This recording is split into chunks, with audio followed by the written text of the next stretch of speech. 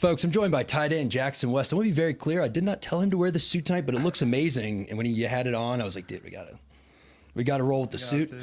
So that gets in your way. But you look great. You said you were giving a presentation tonight. Thank you. Yeah, I have an internship with Derek Satterfield. He's like the head sports information guy of football. So I do an internship with him, working other sports primarily. And so I had to give a presentation about my internship.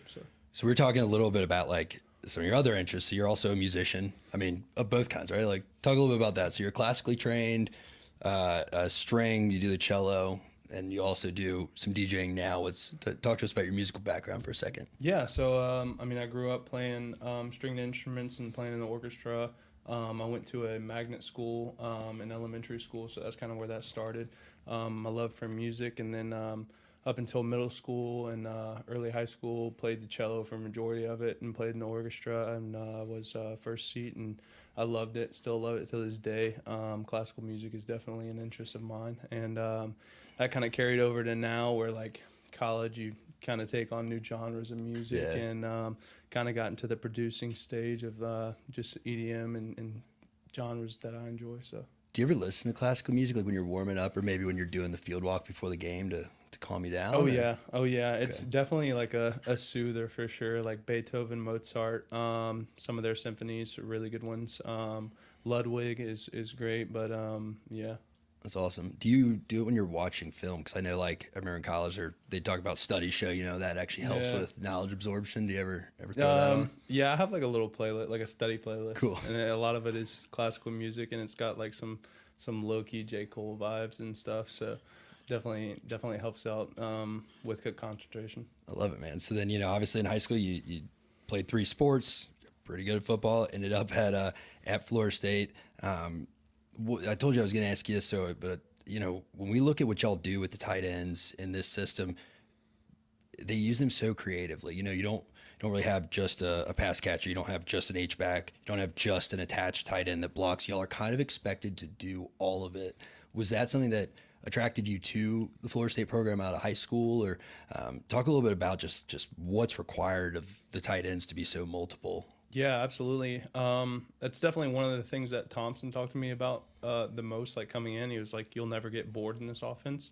And there's some good and bad things with that, obviously. Like you've got to learn a lot. And but on the other hand, is like you said, you're used in everything. And that's definitely one of the most appealing things about coming to play tight end here. And I tell recruits all the time, like if I get to sit down with them, I'm like, dude, you're used everywhere. But that's definitely also the most challenging part about it is you got to know every spot, every you got to know what all 4 of the receivers are doing, what you're doing in the run game. And so it's definitely challenging, but also hugely beneficial to our room just because we can be placed in so many positions to make plays, as well as help the team out. And one of my favorite things to do is block. But like giving the running backs somebody to, run behind that they can trust. And, but yeah, I mean, it's definitely super appealing, at least to me as a recruit coming here. So. Yeah, I mean, obviously we've seen your blocking. I think, Saturday we got to see some of your pass catching ability. I think, the play you made down the left sideline was, again, one of the more low-key athletic plays, right? You kind of get knocked off base by Earl. You find your footing, you locate the ball, you catch it. I noticed, you had the arm up here. Probably heard Norvell's voice screaming at you to secure the ball. Walk us through that play. Like, how fast was that going in your head? And, just take me through it. Yeah, I mean, that's one of the main things this spring I was trying to focus on was becoming more of a weapon in the pass game. And that's one thing I really lacked, and I know the coaches really needed to see that out of me to get myself in a position to obtain more on the field time. But yeah, it was really quick, and I didn't really know it was coming to me. But in the back of my head, I was like, this is probably a good one for DJ right here. But so yeah, I was just like in a little up and out route, and once I got to the little out portion, I saw Earl was kind of playing me inside leverage turn, and then he bit pretty hard on the out route, and then I turned upfield, and he kind of grabbed hold of my waist and kind of got me off balance. But I just looked straight up, and like the ball's on me. DJ's got a really good arm, talented kid, And yeah, I was just right there, and unfortunately couldn't keep my footing. But doesn't really work out always in one way you want it to. But yeah, we still hold it in, man. So first question we got, and folks, again, if you want to ask questions, please throw them in the chat. Make sure y'all like the video, get it rolling through the algorithm. Have you gotten to work with Nick O'Leary at all? So yeah, Nick coached here, obviously for a little bit. He was on staff, and he was definitely towards the back end of the season, a guy who I took a lot of advice from and really like took it to heart, because he's just been around the game for so long, and obviously was one of the really historic figures here at tight end. But he helped out immensely on my route running game, and just talking about the leverage that the DBs play and the safeties and what you're looking for. And yeah, his advice really helped me develop as a player. Because you would have been probably like late elementary school, early middle school in the 13 run. But, you know, I mean, that was kind of the thing you knew with Nick O'Leary was like if the quarterback got in trouble, you just kind of could sense Nick was going to find a soft spot and sit down. And, you know, yeah, that's awesome that y'all have gotten to work with him. You play golf at all? You talked about those. I don't. I'm not a big golf guy. Okay. I mean, I'll drive and I'll be a caddy, but I'm not.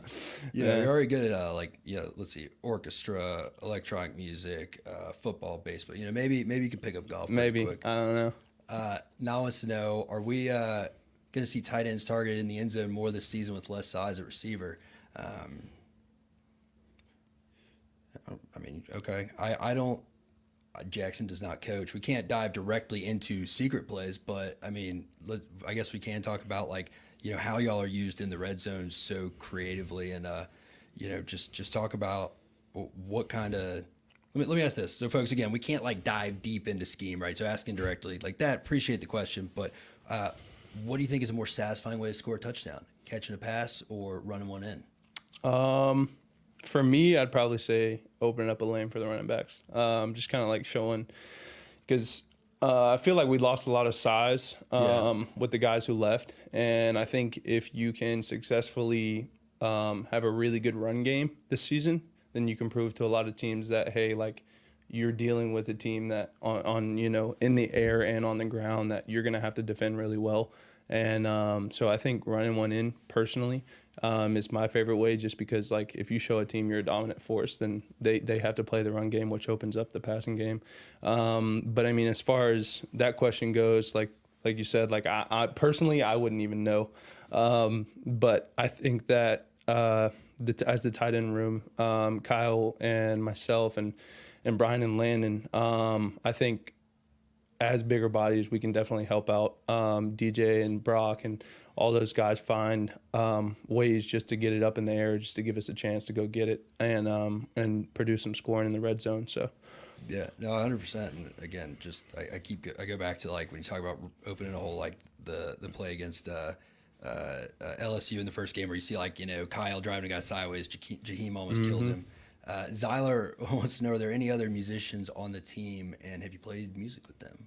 I have not, but LT's got some bars, man. I don't specifically can't name a song, but the kid can rap for sure. I think Dre has been on a track with LT before. There's a couple other guys that can really whip out some lyrics. But I haven't worked with anybody yet. So well, we can have you do the production. Like we're gonna get an FSU Battles song, and then y'all can maybe compare it to the Seminole Rap with Odell. Yeah, you know, we're gonna get something. We'll get something that works for sure. If you could switch positions, what position would you want to switch to? If I could switch positions, like you'd be that size, you know, you don't have to be okay. I played DN in high school, and my first verbal offer came from DN actually.